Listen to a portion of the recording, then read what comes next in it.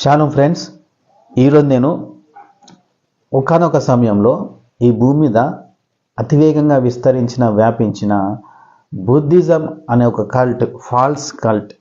Falls teachings గురించి చెప్పాలని ఆశపడతా ఉన్నాను. బుద్ధిజం అనేది ఈరోజు 50 కోట్ల మంది దాన్ని వెంబడిస్తూ ఉన్నారు బుద్ధిజంని. సో ఈ బుద్ధిజం ఎవరి ద్వారా స్థాపించబడింది అని అంటే చాలామంది గౌతమ్ బుద్ధ అని చెప్తారు, కానీ ఇది 100% రాంగ్. ఎందుకంటే అది ఫాలో అవుతున్న వారికే ఈ విషయం తెలియదు. అసలు బుద్ధ అంటే ఎవరు అనే విషయం మీకు చెప్పాలనుకుంటున్నాను. బుద్ధ అంటే వెలిగింపబడినవాడు లేదా జ్ఞానోదయం పొందినవాడు అని అర్థం. సో సిద్ధార్థ్ గౌతమ్ కంటే ముందు 27 మంది బుద్ధాలు ఉన్నారు. అంటే మొదటి బుద్ధ ఎక్కడి నుంచి ఉందో అక్కడి నుంచి స్టార్ట్ అయింది. సో నేను డీటెయిల్స్ ఎక్కువ వెళ్ళాను, కానీ 27 మంది ఈ బుద్ధ అనే బిరుదు పొందుకున్నారు. ఈ భూమి మీద అనేక మంది మీకు తెలుసు. ఉదాహరణకి ఇప్పుడు కరాటే చూస్తూ ఉంటే white belt, yellow belt, green belt, ఇలా బ్లాక్ బెల్ట్ అని ఉంటుంది. అన్నిటికంటే హై రెడ్ బెల్ట్. ఇది 100 మంది కూడా ఉంటారో లేదో మరి భూమి మీద రెడ్ బెల్ట్ ఉన్నవారు. అలాగే కొన్ని బిరుదులు చాలా తక్కువ మందికి లభిస్తాయి. అలాగే బాగా జ్ఞానోదయం పొందిన వారికి ఈ బిరుదు ఇవ్వబడుతుంది. అయితే విచిత్రం ఏంటంటే ఈ బుద్ధాలందరూ కూడా ఎలాంటి వారంటే 28 మంది బుద్ధాలు ఉన్నారు. 28వ వాడు సిద్ధార్థ్ గౌతమ్. సో 29 మైత్రేయ అనే బుద్ధ వస్తాడని కొందరు నమ్ముతారు, కొందరు నమ్మరు. కారణం ఏమిటంటే కొందరు పునర్జన్మలు నమ్ముతారు, కొందరు నమ్మరు.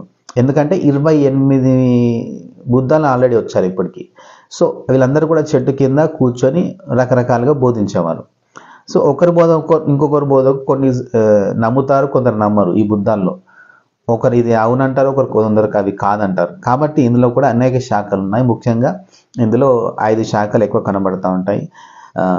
మహాయాన, వజ్రయాన, హీనయాన, థెరవాడ, జెన్ అని ఈ శాఖలు ఈ బుద్ధిజంలో ఎక్కువ కనబడుతూ ఉంటాయి. ఎందుకంటే వీరి విశ్వాసాలు వేరు వేరు. కొన్ని ఉన్నాయంటారు, కొందరు అవి కావు అంటారు, కొందరు అవునంటారు, కొందరు ఇలాగా అనేకమైన బోధలు వీరిలో ఉన్నాయి. సో అనేక నమ్మకాలు వీళ్ళలో ఉన్నాయి. కాబట్టి కొందరు నమ్ముతారు, కొందరు కొన్ని నమ్మరు.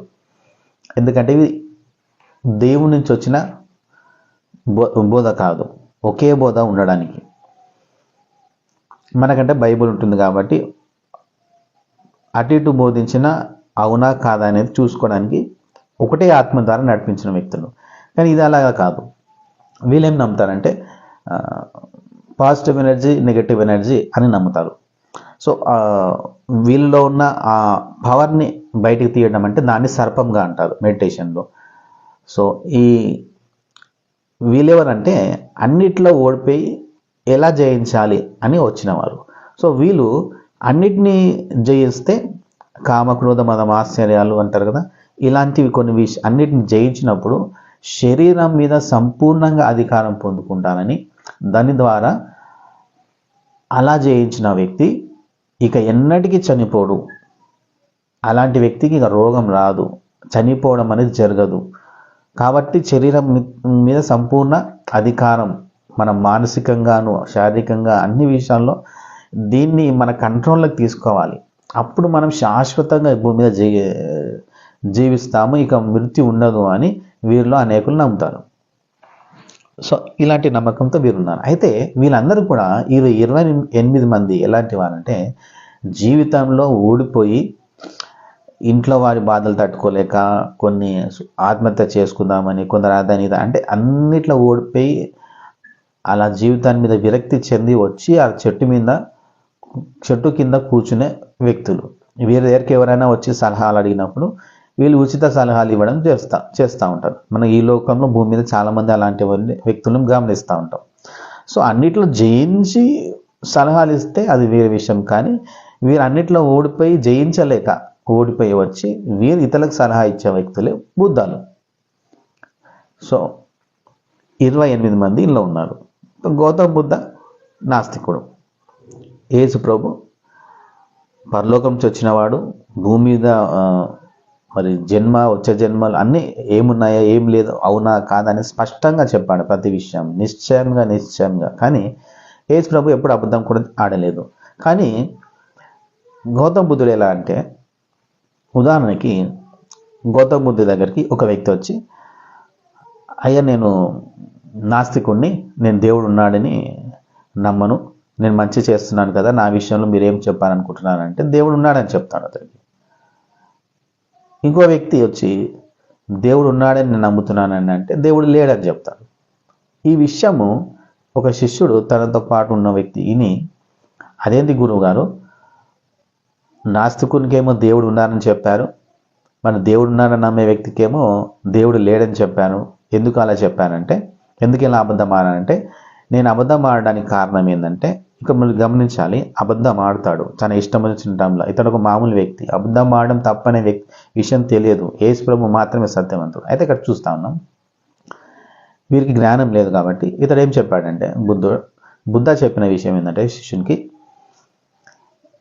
నాస్తికునికి దేవుడు లేడు అని చెప్పేస్తే ఇంకా రీసెర్చ్ చేయడం మానేస్తాడు. సో అతని ఆత్మీయ ఎదుగుదల జీవితం అక్కడితో ఆగిపోతుంది. అదే దేవుడు ఉన్నాడనే వ్యక్తికి దేవుడు ఉన్నాడని చెప్తే అతడు రీసెర్చ్ ఆపేస్తాడు. కాబట్టి ఇతడు కూడా రీసెర్చ్లో కొనసాగాలి, అతను కూడా ఆత్మ జీవితంలో ఇంకా వెతుకుతూనే ఉండాలి.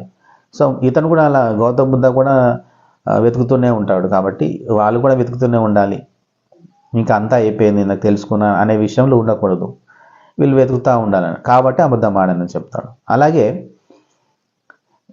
పరలోకం నరకం ఉన్నదా అని అడిగినప్పుడు గౌతమ బుద్ధ చెప్పింది ఏంటంటే, చనిపోయిన వ్యక్తి మళ్ళీ తిరిగి రాలేడు, కాబట్టి పరలోకం వెళ్ళాడా నరకం వెళ్ళాడా అనేది మనకు తెలియదు, సో చెప్పడం కుదరదు అని చెప్పాడు. సో గౌతమ బుద్ధకి ఏమీ తెలియదు, అతనికి సరైన గురువు దొరకలేదు. కాబట్టి ఊహించుకొని చెప్పేవాడు, కావచ్చు కాకపోవచ్చు, దేవుడు ఉంటే ఉన్నాడంటే ఉన్నాడు, లేదంటే లేడు, ఉన్నాడు, నువ్వే దేవుడివి, మనం జయిస్తే మనమే ఇవన్నిటిని జయించినప్పుడు మనం శరీరం మీద అధికారం పొందుకొని మృత్యుని జయిస్తాం, కాబట్టి మనమే దేవుడు అయిపోతాం అనే ఒక కాన్సెప్ట్లో బతికిన వ్యక్తి. సో ముఖ్యంగా ఏంటంటే వీళ్ళకి సత్యం తెలియదు, ఇంకోటి అబద్ధం ఆడకూడదు అనే విషయం కూడా తెలియని వ్యక్తులు 28 బుద్ధాలు. ఇప్పుడు 29వ బుద్ధ కోసం మీరు ఎదురు చూస్తూ ఉన్నారు.